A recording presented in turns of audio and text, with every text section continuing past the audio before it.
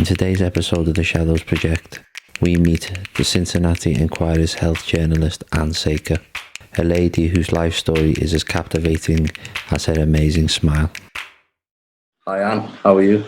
Good morning, Timothy. How are you? Or should I call you Tim? Which do you prefer? Whatever you want, anything. Timothy. Right. So are you in Bulgaria right now? No, I'm in Liverpool at the moment. I came home before Christmas, and then I've got stuck in Liverpool because of this virus, and Right. So what have you been? Have you been? I expect you've been very busy because you work for the Cincinnati Enquirer. Yeah. I do. I am the health reporter at the Cincinnati Enquirer. I started there in September of 2014 and spent the first 2 years on the job just feeling frantic because it was such a giant topic.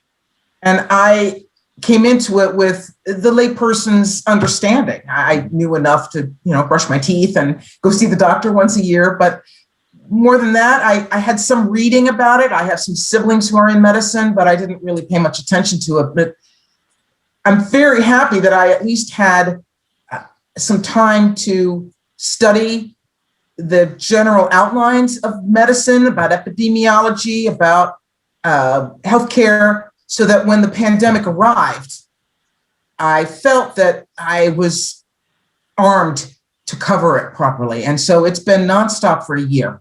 When you started out with doing this, like investigative journalism into medicine, how did you approach it from the start? From the start, because I have siblings I have two sisters who are in medicine in Cincinnati and have been so for many years. And so I had the benefit of their insight and their institutional knowledge of what was going on in the city and in medicine. Cincinnati is very proud of its long medical legacy. The medical school here is, I think, 150 years old. We're very proud of our medical roots here. We had innovations here that changed the world. Dr. Albert Sabin was a pediatrician at Cincinnati Children's Hospital when he developed the polio vaccine. So, big time here. And so I came into that knowing that there is this giant institution of medicine in Cincinnati. And yet, with this incredible network of healthcare, Hamilton County, which is the jurisdiction of the city of Cincinnati, the larger jurisdiction, is fatter than much of the state of Ohio and even much of the nation. We drink a lot. We smoke way too much, more than the national average. We have higher rates of cancer and heart disease and diabetes and asthma than the national average. 40% of children in Cincinnati are in poverty. Many of them go to bed hungry. So when you started I came into it understanding that we had a terrible baseline to begin with, as the whole nation does, as our nation does, because in America, we consider medicine to be a consumer choice, not a human right or a right of citizenship. So the thinking is, well, we're just going to toss open the marketplace and you figure it out. It's up to you to figure out what your health is going to be. I saw like the adverts on television when I was in America. They'll offer you some product and they'll say like, if you suffer from sleepless nights, for example, buy this product, and then it gives you a very quick list of information. And they'll say side effects are diarrhea, blah, blah, blah, and death. I think it seems like every other advert is like a pharmaceutical medicine advert. It absolutely is. And doctors will tell you that they hate it when patients come in and they say, I want this drug that I saw on TV right now. We saw that with the whole hydroxychloroquine explosion. When the president started talking about hydroxychloroquine, when commentators on Fox News started talking about this miracle drug, there was a giant race to pharmacies and to doctors to get this. I wrote a story about an online pharmacy in Florence, Kentucky, that completely blew out its stocks of hydroxychloroquine inside a couple of weeks because people were panic buying. And there are people who have legitimate diagnosed needs for this drug with chronic illnesses. And if you can't get it, you get sick. And so there wasn't any foot on the pedal trying to modulate all of this. And so this is the environment that this new coronavirus entered when it came to the United States. And we were just, the whole nation, sicker, fatter, smokier. Yeah, we were just waiting for it to come. Chaotic everywhere. So when I was speaking to you today, I didn't know I was trying to think how to lead into the chat. Yeah. So the first thing, you know, obviously Enquirer for the, you work for the Cincinnati Enquirer. Yes. You know, go on to the medical stuff quickly. But going back, what I read about you is that you were always like quite nosy in school. Yeah. Yeah. Can you just talk about that a little bit, about your school days and how you sort of got into journalism and then moving from there? I'm the oldest of 7. Mm-hmm. And my parents were very high achieving people to begin with. My father was a lawyer. My mother was a advanced degree music teacher. And their families had known each other for years. And so they got married. And so all 7 of us were charged with aiming high, achieve, do your best, and then do better than that. And I quickly realized when I was in 6th grade that I was pretty good at putting words together in a sentence. I understood, oh, this is a noun, this is a verb, this is a preposition. Oh, this is magic, I get it. When I started reading, I fell in love with the journey of being able to open up a book and know that I had entered a place I would never have gone otherwise. So it all begins with just becoming completely the true bride of reading. And that's what I felt like. This was a marvelous thing. And then when I discovered that I could do that I could put words on paper and people would read that, I was sold. So I got my first byline in 6th grade in our little school newspaper for a first-person essay about Indian arrowheads. My mother still has it, and I came across it in her files not long ago. So, and of course, when a child hears, "Oh, that's brilliant, good job," you want more, right? So I just started doing that, and by the time I was in junior high school, 6th, 7th grade, middle school, I was writing for the larger school paper there, and then I started writing for the community, our town's newspaper. I was like a junior high school reporter. And I did the same thing for the high school. And then and then Watergate came along, and all of a sudden we all had stars in our eyes. And but I felt like I was already at the front of the line. So I jumped off the journalism school. How old were you then when Watergate happened? Sorry? How old were you when Watergate happened? The break-in was in 72, so I was 12. And I remember my father and mother, who were very politically, intellectually curious, read everything. This was a time when we were getting 3 newspapers at home, 2 in the morning, 1 in the afternoon, and everybody was reading all of them. So I sound like such a geezer when I say these things, but there was this thing where we put words on paper and we shared it, But the things I've read, the little things I've read about you and that, like some of the articles amid the flowers, things like it, which we'll get onto. And when I see your face, and when I've looked, it's always got a smile on your face. Thank you. And it's always like it's like a labor of love, not something that you meet lots of academics and they're kind of a bit stuffy. Yeah, they don't have that like humor, that wit type, their personality. But you seem to have that because it came across in some of the things that you've written, which I'll go into later on. Thank you. So nice. That's so nice of you to say, Timothy. Well, it really has been a life's passion, and I'm not kidding when I say that writing is one of my favoriteest things to talk about in the whole wide world, because I think you never get any better at it. I mean, you do get better at it, but you never learn everything. Yeah. And I know that there is this divide between people who think writers are born and people who think writers are made. And I say, why does it have to be either or? It can be both.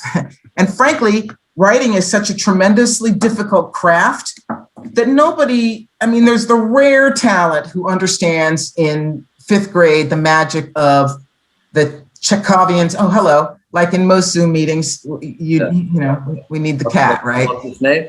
His name is George. George, nice to meet you. George, yes. Prince George. Yeah. So there is lots of opportunity to learn more about it all the time. And journalism offers that chance every day, with the complicating factor of making sure it's true. Yeah. And that to me I have never understood these scandals in journalism of people who make up stuff for their stories. Yeah. Because to me, the fun of journalism is the chase. I think, especially with COVID over here, there's a growing mistrust of the media. Yeah. Yes. It leads people into a different direction. And then they start going online, and then you start getting the crazies, the conspiracy theories and all this. And or like ill-informed people coming up with their own theory. I think it was, it's manufactured by the government. Right. I said, like, the vaccine will kill everybody and all this. And it's just like, why would the government want everybody dead? Right. This is the truth. This is the truth. Why who would benefit from this? Yeah. Possibly benefit from manufacturing some. Anyway, I'm more than happy to go into that with you, but people are, I think this is a frightening time, and people fight their fear with things that make the most sense to them at the time. Mm-hmm. Yeah. And I interviewed a psychologist who lives here in Cincinnati, really smart woman, and I asked her that same thing. Why are people doing this? And she said, it's the fear of death. Mm-hmm. We say things, we find spells to cast so that we tell death to move away. And I think there is something to be said for that. Not that I believe in the woo-woo. I just think that people this is frightening to have a worldwide illness that has caused a catastrophe in the human experience. And there's no one, not the Dalai Lama, not the Pope, not the greatest thinkers in the world have got the grand unified theory for this yet. It's going to take 100 years before we understand what has happened in the last year. Yes. So I think we just need to keep that in mind, although journalism is not wired that way. As you know, it's now. Mm-hmm. And I need to know this now. And this is what I'm going to say about the Enquirer as a reputation, like a more solid reputation than some of the tabloid press. Well, I want you to understand that the Cincinnati Enquirer is the newspaper that's been here in Cincinnati publishing every day for 180 years. Yeah. We've got all flavors of news media in this nation, as you do as well. And I think here in Cincinnati, the Enquirer prides itself on being the region's number one news source. We have television stations that are fierce competitors. We have a local alternative weekly that is a fierce competitor. But most people, when they're looking for news of their communities, they come to us. Mm-hmm. And they are very happy to remind us that we are not remotely what we used to be. And we acknowledge that and say we're terribly sorry, wish we could be, but we do the best we can under the circumstances. I'm certainly old enough in journalism that a beat like healthcare, maybe 10 years ago, 12 years ago, there might be three people on it. Somebody to do the business side, somebody to do the administrative sort of political insider stories, and someone to do the medicine. And that's my job now. So you've been doing that for 7 years, yeah? Since 2014? Yes. Yeah. So prior to this, there was like a story. I read some bits about a story about it, like a guy you reported on. He was like a teenager, a black teenager. Oh, yes. He was wrongly convicted. Can you just talk about this? Boy, this is a long story, but I will abbreviate it as much as I can. It's okay, go long. Because this is your... But even short, it's a long story. This is one of your proudest achievements, would you say? I'm sorry? This was one of your proudest achievements as a journalist. Absolutely, without a doubt. Mm-hmm. I feel like if I did nothing else in this world, doing that was worth every minute of it. Yeah. This was a 17-year-old black teenager from a smallish city in North Carolina who was arrested and charged with attempted murder and the robbery of a small loan office 25 miles from his house. There were 30 witnesses to this young man's presence at his home.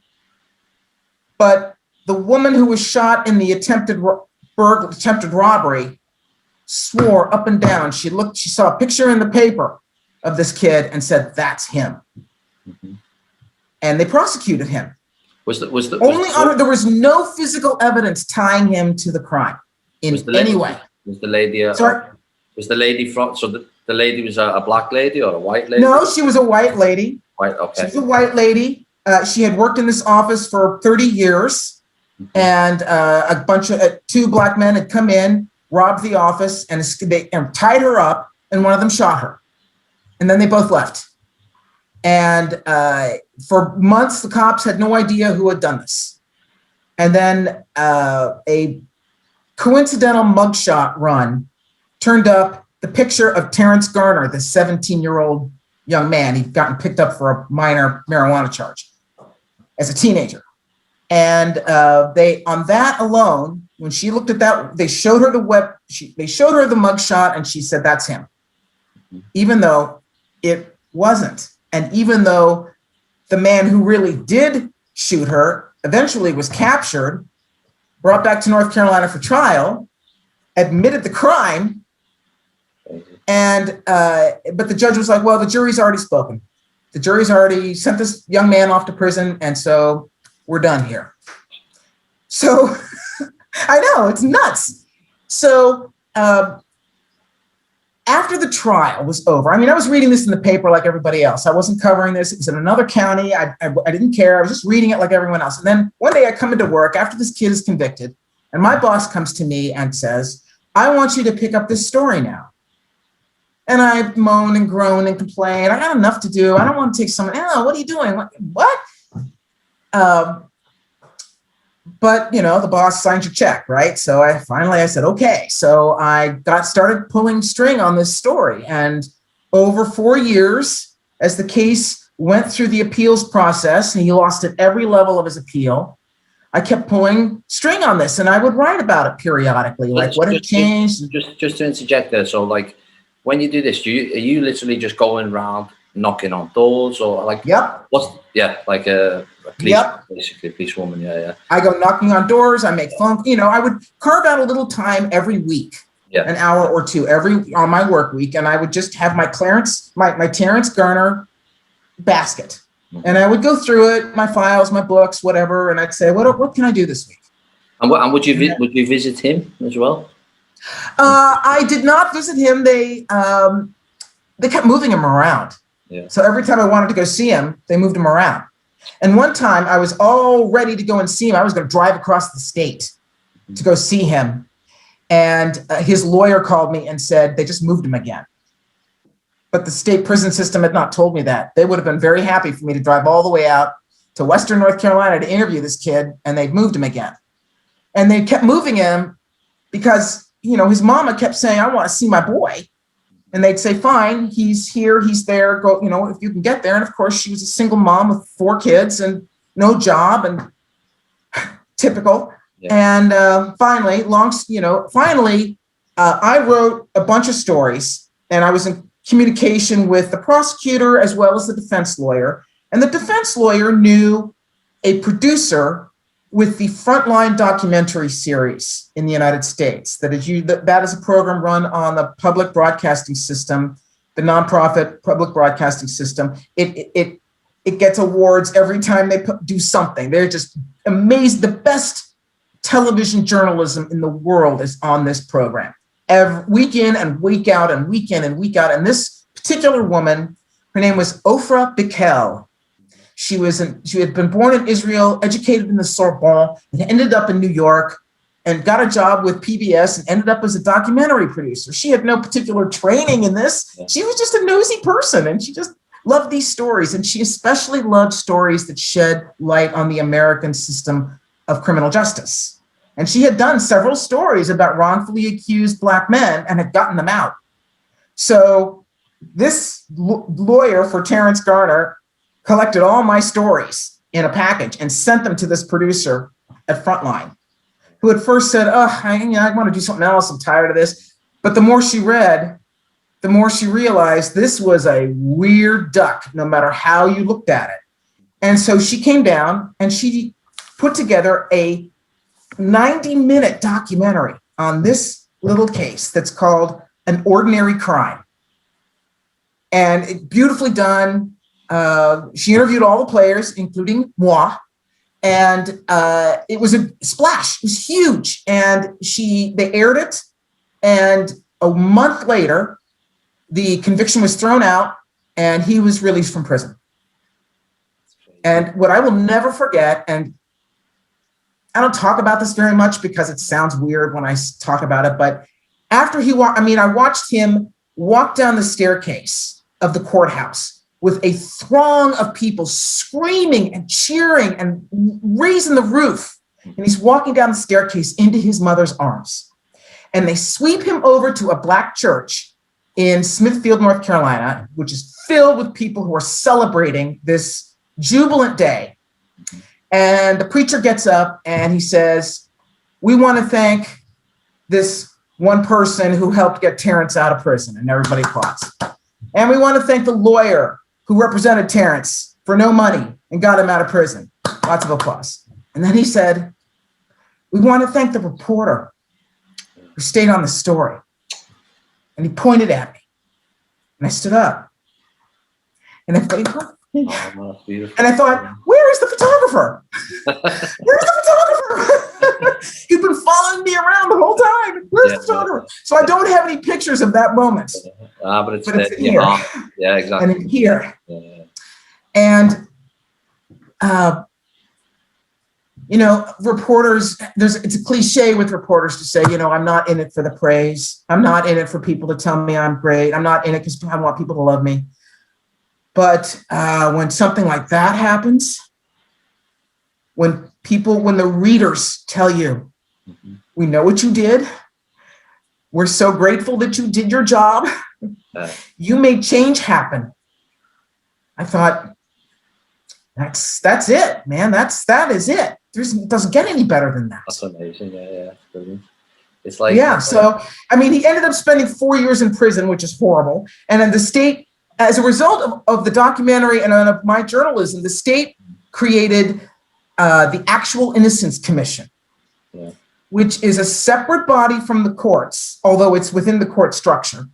And it's a group of citizens and lawyers and judges who will look at cases where there may be evidence of actual innocence that didn't get presented to a jury or to a judge, but somehow came up later. And in the United States, people have a wrong impression about the appeals courts. Once you get out of the trial court and you go to the state appeals court, and federal appeals court, and the federal and state Supreme Courts, those judges are just there to look to see whether everybody followed the rules. They're not looking at whether the evidence was fair or not. They're not looking at that. They're just looking to see whether everybody played by the rules. So if you say, "Hey, I've got this new evidence that shows I'm innocent," the appeals court is like, don't care. So this actual Innocence Commission is commissioned to produce reports that can be taken to a judge, say, "Look, hey, there's something here." So that alone, while in the grand scheme of things, a small injustice righted, actually created some systemic change. And, that's what we want to do. We want to make things better. We want to make things better. And I have no shame in saying that. Yeah. I'm proud when I can say I've made things better. Exactly. Yeah. Because that's what, this is why I do this channel, to speak right. Real, people who've experienced things firsthand. You know what I mean? It's like I spoke to a guy who was wrongfully put in prison in India. Yeah. And he's legitimately, I know lots of people who are criminals, they say "Oh, I'm innocent," but this guy was in prison for 4 years in India in terrible conditions. And so I meet all these different types of people who terrible things have happened to them, but then they've come through the other side and found ways out of it through writing or journalism and things. It's really powerful. So maybe, another time, if you're on talking to him, if I could use your time again, that's really, because you're deeply connected to that type of story. You know what I mean? and you have the two people on together. And just because I just don't think writers get celebrated enough, you know. I agree. I just think journalists get slated all the time because it's Yeah. easy, you know, it is easy. And like some of them are terrible, and, you know, they do things like phone tapping and all this type of thing. But some of them are wonderful, and they have a big part in, you know, well, many of them are wonderful, and have a big part in our daily lives, in informing us and writing social injustices and things like this. So, yeah, it's lovely to hear that story. That's why I picked it out. I picked it out amongst some of the key stories. You wrote another story just on a lighter note. I read one called "Amid the Flowers." Yeah. Oh yeah. Well, you took a year working as a minimum wage in the Florida. Yes. Yeah. Yes. There was a line in there. I just have to remember the line. You said the teenagers were in the shop. Yeah. And you said something like the DJ at that moment. The DJ played a song. You said something like it was treacle encrusted cheese or like that. You said treacle encrusted cheesiness. You know what I mean? Befitting of like a teenager who's fallen in love or something like this. Yeah. Yes. Yeah. Thank you. That's a deep cut, man. Thank you. Yeah, for reading that. because I just pulled out that line because when you read it, yeah, you read some things and you have to set the scene up, but then there's like a gem, you know, like a line that jumps out, and it just makes you laugh out loud. What was the song? Only Love or something by Lionel Richie, yeah. So this song, yes. yeah, Endless Love. Endless Love. Endless Love. Yeah.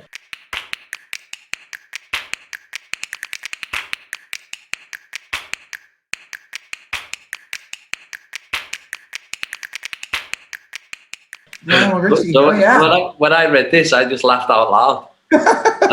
So like when I spoke to you on Twitter, I was like, I want to interview you, and you say like, okay, can I just ask why? Which was incredibly humble.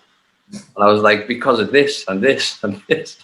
But It's really nice, Timothy. Yeah. Thank you. Yeah. So can you just talk about this story, Amid the Flowers? Sure. Yeah.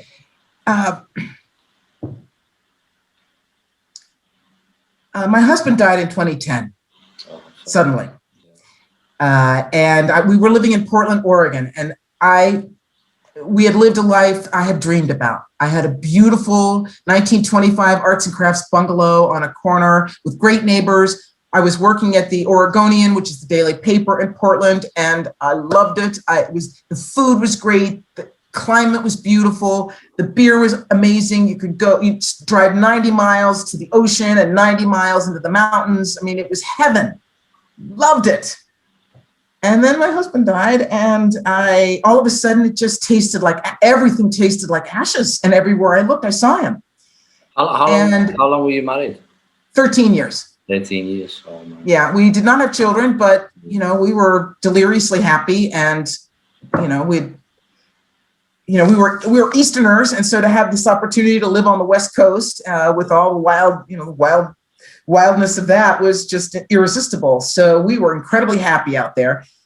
And then after he died, they all tell all the advice books say, stay put for 2 years. Don't change your love life. Don't change your residence. Don't change your job. Don't do anything for 2 years, and just process everything. So that's kind of what I did. And I went through the motions, and I was okay. I was sort of coming out of it. And then my father, at the age of 90, broke his hip for the second time. And he and my mom lived here in Cincinnati, just north of here, up in Mason. And let's call it oldest daughter syndrome, but I kind of felt that was a message to go home and help. And I probably didn't have to. And there are times I wonder if that was really the best thing to do. But nevertheless, that's what I did. And I was only going to come home for 3 to 6 months. And then because we thought we were going to bury my dad, and I wanted to get my mom all set up. And instead, he lived and lived and lived and lived and lived and lived and lived. And I thought, well, I can't leave her alone. And all my other brothers and sisters, bless them all, they have families and jobs and scattered. And, it was just the best solution was for me to stay. So when I decided to say I needed a little break from journalism, it was just I was tired. I needed to rest. And I figured I would just spend down some savings, get some writing started that I cared about, and take care of my mom and dad. But I wanted to have something to do that wasn't entirely in my apartment or entirely in their apartment. So we've always, Kroger is a grocery chain that's actually based here in Cincinnati. It's very wide. It's now a national company. It's like the 7th largest employer in the United States. But here in Cincinnati, we still consider it our local grocer. And we have very sentimental feelings about this. And my mom and dad loved their local Kroger. So I thought, well, how hard can this be? So I went and applied for a job, in my full, reporter, glory. And they said, okay. And then the manager said, kind of sizing me up the way you did, he said, I think I'm going to put you in the floral department, because the floral department was where you entered the store. And they needed people who were going to be, happy, and how are you? And, spend your money, and here are these flowers gorgeous, and what can I do for you today? And I was into it. I loved it. And I learned more about customer service in that 1 year. And you do. I mean, anyone who's worked in a shop for any reason, for any length of time, you learn a lot about people, you learn a lot about money, you learn a lot about how stuff moves through our world. Yeah. And every day. It was even with the flowers, because with the flowers, you made a suggestion, why don't we go into the school and they can pre-order flowers? And then they said, your boss said, no, because they like to come in. They like to look, they don't like this pre-order thing. So, yeah. Right. They want there's a lot of psychology that goes into this. I had no idea. And that was so insightful to me. I was just blown away by that. So, and of course, as you probably know, we've been having a minimum wage debate here in the United States to try and bring it up to $15 an hour, the federal minimum wage. When I got that job at Kroger in the fall of 2012, here in Mason, they started me at $7.85 an hour, which, it was hard to get. Is this a big come down from journalism? Or I don't know. Because lots of journalists don't earn much money, so I don't know. Well, yeah, that's right. Yes, I managed to find, at the peak of my earning career, I managed to find the one job that was going to pay me way less than journalism.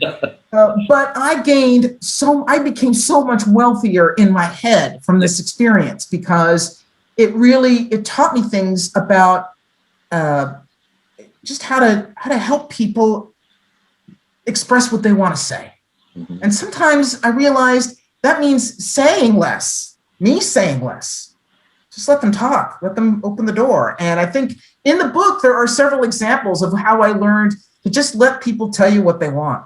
Like the men who come in and they sort of stumble around the little flower store. They know they got to apologize to the wife, but they don't know what level. So you're there like, hey, let me show you, let's do this and maybe this. And how about a vase and a ribbon and blah, blah, blah. And they're like, here's my money. Please take all my money. Because you've solved their problem for them in a nice, beautiful way. Yeah. I mean, I swear, I've always said, if that job paid a living wage, I would never do anything else. Yeah. I'd write about that all the time. Because it was so fun. This book, I just read it online, so it's like made into a book, yeah? It was Facebook posts or something. It was a series. I started doing, mainly to entertain my friends. I started doing a series of Facebook posts about working at Kroger, and they were called the Kroger Chronicles. And everybody thought they were hilarious and they were fun. And then pretty soon, I would do one like every week, and I had like 30 or 40 of them after a while. And I had my family and my friends saying, hey, there's a book here. So I put it together in the form that you saw. And I had a friend of mine referred me to a wonderful literary agent in New York named Tamar Rudzinski, who was great, hardest working woman in showbiz.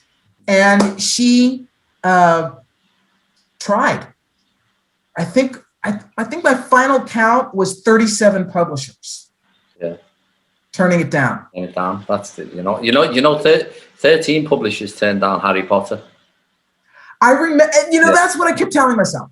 So when she finally landed, she didn't land at a big house. She landed at Scholastic, which is a small academic publisher in the United States. Yeah. That was not a big house deal. That was a little tiny, and of course it's now set Scholastic for life and then some, but yeah, I know it was. It would make, when I was reading through it, I thought it would make an amazing play. Yeah. I thought there was a lot of staging potential there. Yeah. And you could do a play, you could do like a working girl movie, you could do a TV series. I mean, it just seemed like a natural TV series, like it didn't have to be as snarky as The Office, but it could be like that, I interviewed a woman a few weeks ago called Jenny Lynn Bader. Yeah, Bader. She went to Harvard and she was a summa cum laude. I still can't say it. Wow. Okay. Yeah, summa cum laude at Harvard, and she was, very successful, and she's a playwright from New York, and really lovely woman, really great to talk to. Awesome. So when I was reading that, I just constantly think, I was thinking you could speak to her, you could speak to the other guy, you know what I mean? Which is what the channel was about. It was about trying to get different writer chats and pull these people together. And I saw that book as something that could definitely lend itself to like a play in New York or something. Really interesting. I think, Timothy, you could very definitely have a cocktail party in this space where you could invite 2 or 3 writers together. People would eat that up because when you get writers talking about writing, they are wonderful, delicious, mean, funny. And it can be a really joyful conversation. I don't know if you have watched the series on Netflix called Pretend It's a City. It's a documentary conversation between the film director Martin Scorsese and the writer Fran Lebowitz, who are old friends, like 40 years of friendship, and they both live in New York. And he is sort of allowing you to see the city through her eyes. And she's a notorious misanthrope, but she is a brilliant woman and a brilliant writer. And I have this, always had this psychic connection with her because she just believes books are the alpha and the omega of everything. Of everything. Yeah, I just believe that they're not promoted properly. That they're not, I just believe that they're not promoted properly. They're not. I agree. And you need a voice and a face of the writer saying it how they mean it, to sell the book a little bit and to sell the story behind them. Because I think people buy into people rather than books, because there's millions of books. So my idea was to meet all these people. So like people like you and like a guy last week who was a spy in the 1970s, an American guy, and he was a spy in Europe. But he was collecting information for the FBI about terrorism. And I was thinking, all these. The idea was to go at the end of not the end of it, but after I've done like 100 or something, I think I'm just gonna saving my money along the way as well because of COVID and all this, the bright side, and do like a documentary where I go on the road and meet all you people face to face. It'd be like a great story because I've got like a few co-hosts, and they come with me, and we just have this like really nice, very, very interesting delve into different people's lives. I'm telling you, I think that people would eat that up. I mean, I would love to have you over here in Cincinnati. It would blow your mind. Yeah, I'd love to come, definitely. I know the football. Someday. I used to really be into American football. Oh, okay. Bagels. Right. Bengals, sorry, with the Tigers. Yeah, but not the Bengals. That's not American football. I don't know what that is. I tried the Bagels as well. Yeah. So now back to present day. Yeah. So you're in the middle of this pandemic and all these things. So you've been inundated with information. Is this starting to taper off now, where people see like a pathway out of it? I think it seems to be. I'm not sure it's tapering off. I think it's changing.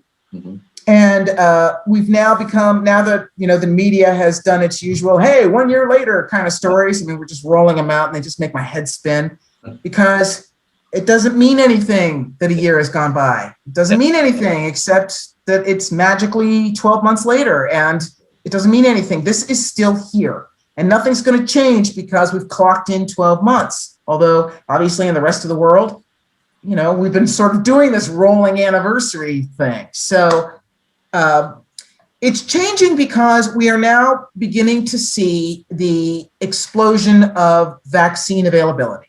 Finally, 2 months in, I was not eligible for a vaccine until this past Thursday. And on, when was it? Friday night, I opened up my laptop and I went to my electronic medical record with my provider. And all of a sudden there was this web page with like slot after slot after slot for the next 5 weeks to get an appointment for a vaccination. Yeah. I was like, wow, Crazy. okay. So I'm signed up for next Wednesday morning. Yeah. And I couldn't be happier. But, you know, there's the mentality, what's been frustrating has been this mentality in a lot of the chattering classes and in the editorial leadership that, you know, somehow government is failing because not everybody is vaccinated right now. Yeah. And I keep saying, but A, we just invented this thing. B, basically our federal government threw up its hands in September and decided they didn't care anymore. So there was no plan to roll this out. This has been on a certain level, this has been a great overcoming. Yeah.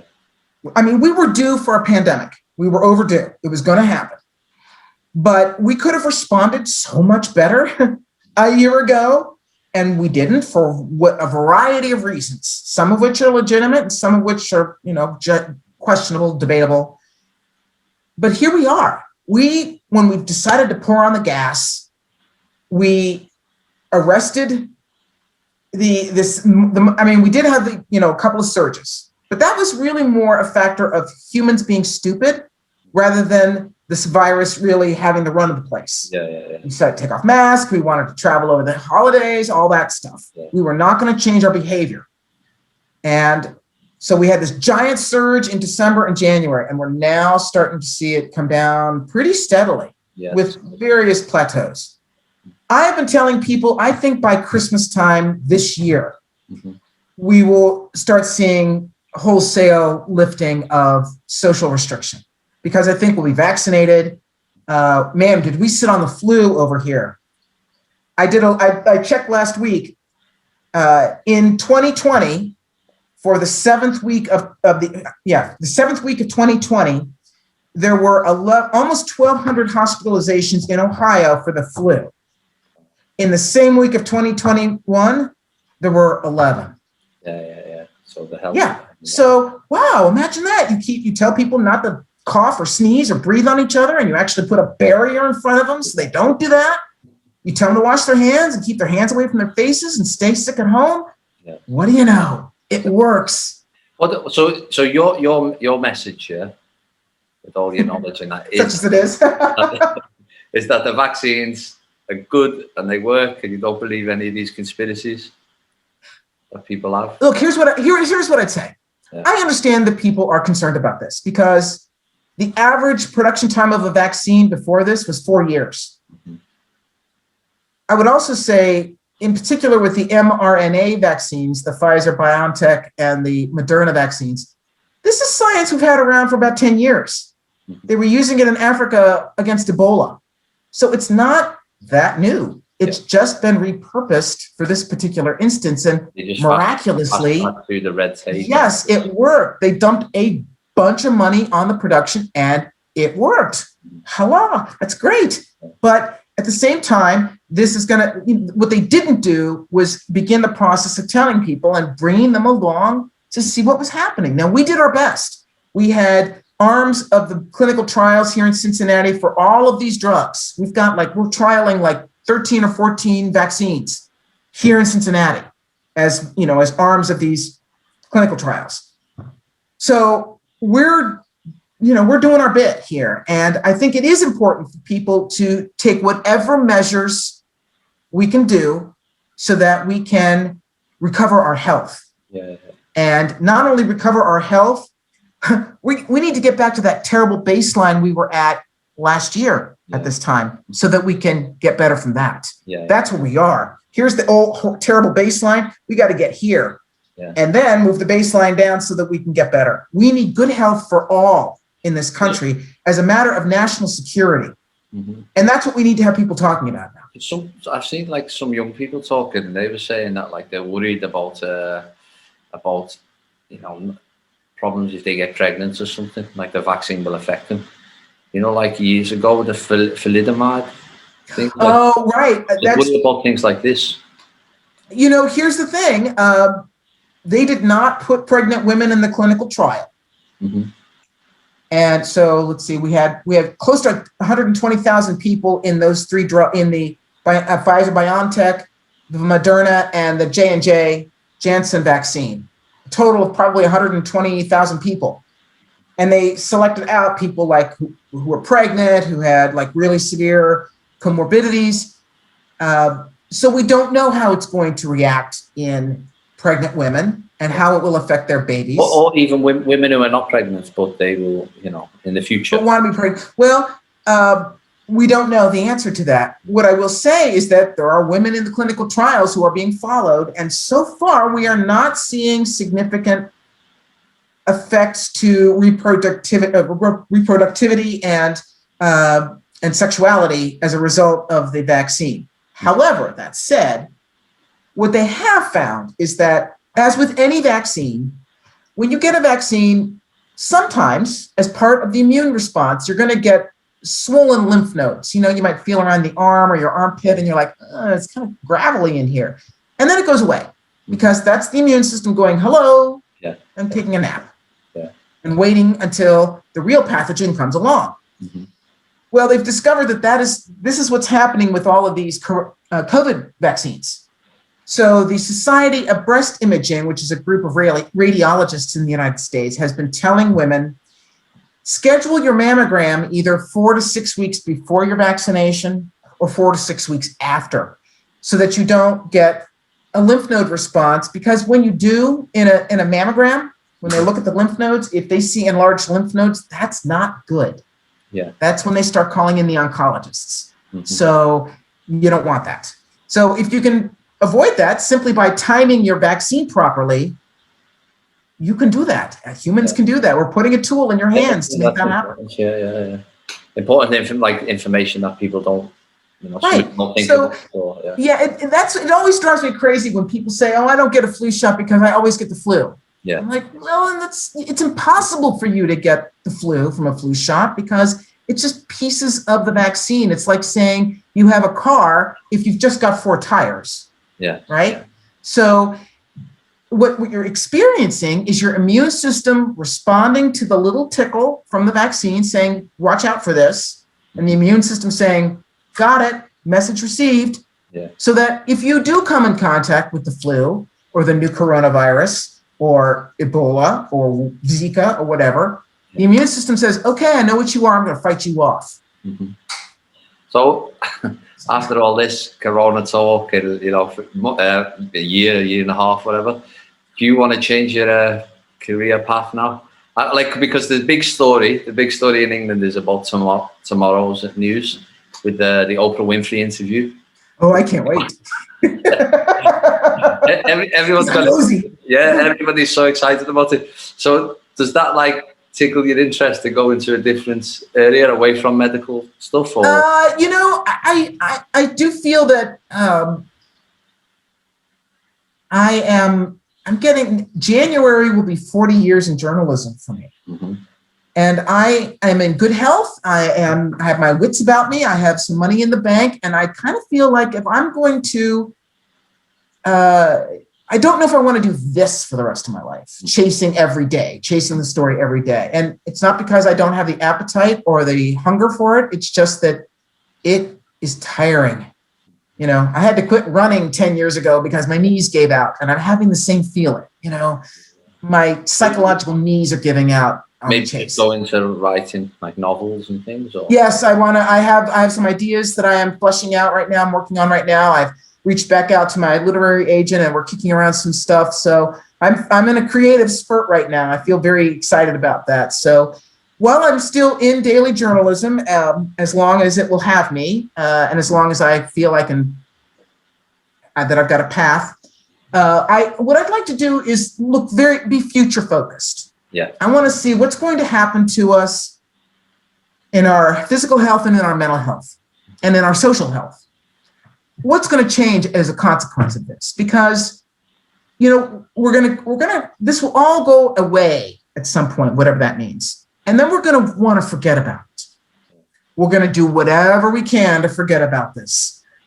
We're going to travel, we're going to spend money, we're going to get married, we're going to have babies, whatever. We're going to forget about this. And then about 5 years after that, we're going to realize that we brought problems with us that we really need to fix. We're going to see higher rates of cancer, higher rates of heart disease, higher rates of mental illness, and probably suicide. We're going to start seeing these things. And so the question is going to be, in this period where we want to forget, how dedicated can we be to the proposition that we need to find a path to good health for all? Yeah. And what does that look like in the United States? Because it's not an unsolvable problem. Definitely. We can solve this problem. Yeah. So let's do that. I watched we can't do that. We can't go through this again because it will kill us all. I was watching Zac Efron's thing, you know. Oh, yeah. Yeah, I think it's called Down to Earth. Really good documentaries, yeah. Just very light and, you know, accessible to like younger audiences and things. Because this is what lots of it isn't. It's not accessible to younger audiences. You know, when they talk about these things, it's normally very like grey people. Not very like energetic and bouncing. They don't sell the idea. It's like you might have a great book, but if you don't sell it, no one's going to buy it. You know what I mean? Right. Like exactly. But this story tomorrow, just to go back to Oprah, yeah. What's your opinion? I've got to ask you because you're American. Oh well, of course. You know, I was always in awe that Meghan, who was a fully formed female when she met Harry, she was no blushing virgin. She was smart. She'd been married and divorced. She had a career. She had her own money. She traveled. She was famous. She didn't need him. Yeah. She had a great life. She was a superstar, probably on track to, you know, become like a Kerry Washington level superstar, like a huge star, very well known in the United States. So when Harry, I remember hearing an interview with Harry when he remembered meeting Meghan and realizing that he needed to step his game up. Mm-hmm. And I thought, okay, all right, let's see where this goes. And I have always been intrigued by this. I mean, like, I have no business. I mean, I'm just nosy, right? We're always curious about them. But she is she's a very strong woman. And I think she allowed him to express his deepest desires to her, which was to get out. And she said, I'm with you. Let's do it. Let's go to California. Let's live next to Oprah. And I think they did. And no harm, right? Yeah. Who's harmed by this? Nobody. Nobody is harmed by this. He wasn't in line for the throne. You know, who's harmed by this? But they're not harmed by that. But I think, then going on to Oprah and talking about your family issues. I don't know, I haven't seen it yet, but hey, it's the American way, baby. That's what we do here. I know, but Harry, I'm like, Harry, what are you doing? You know what I mean? But Harry's always been like in the news for like crazy things. Like years ago when he was a student, he dressed up as Adolf Hitler for like. I remember that. I even remember when he went to Vegas one time and someone got a picture of him playing strip poker. Yeah. So I get it. I mean, how horrible. That's actually it's a great life, right? Your every want is cared for. Yeah. But at the same time, your every move is watched and photographed. Yeah. And you're in a cage. You're in a petri dish all the time. Yeah. And no human can live like that. Even with all the finest fabrics and horses and stuff you could want. And I think it's too bad they could never find a proper role for him. It seems like there were a lot of jobs that he could do that they could figure out for him. But also when they started, all the racist crap in the British newspapers about her was just obscene. Yeah. Worse, terrible. I don't read them.